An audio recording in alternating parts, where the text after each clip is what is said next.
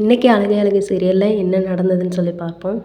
மலர் சொல்கிறாங்க மதிக்கிட்ட, இவர் கிட்ட தான் வீட்டு பொறுப்பு எல்லாமே இருக்குது. அதனால் இவர் ஒருத்தர்கிட்ட கடன் வாங்கியிருந்தார். 2 மாதமாக வட்டி கட்டாதனால பேங்க்குக்கு வந்து வண்டியை தூக்கிட்டு போயிட்டாங்க அப்படின்னு சொல்லி மதிக்கிட்ட சொல்லிகிட்ருக்காங்க.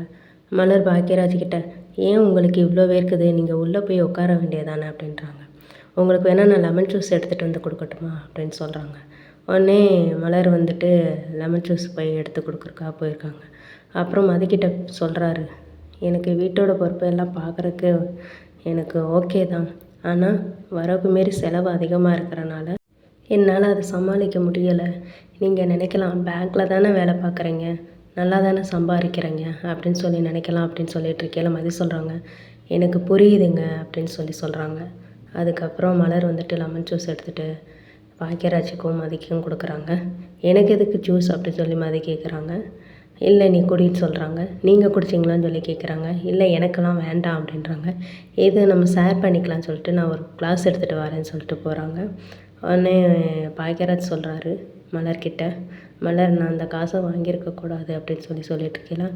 அதெல்லாம் ஒன்றும் பிரச்சனை இல்லை அப்படின்றாங்க. உடனே நான் இத்தனை நாளாக நான் சமைக்கும்போது நான் மிக்ஸி இல்லாமல் ரொம்ப போராடி தான் கஷ்டப்பட்டிருக்கேன். ஆனால் இன்றைக்கி நான் ரொம்ப ஜாலியாகவே சமைச்சிருக்கேன் அப்படின்னு சொல்லிட்டு சொல்கிறாங்க. அதுக்கப்புறம் வந்துட்டு ரேவதிக்கு வந்து பாக்கியராஜ் ஆஃபீஸ் போகும்போது கால் பண்ணுறாங்க. ரேவதி நீ வந்து எப்படி இருக்க அப்படி சொல்லி கேட்குறாங்க. நான் நல்லா இருக்கேனே அப்படின்றாங்க. வேறு எதுவும் பிரச்சனை இல்லையே அப்படின்னு கேட்குறாங்க.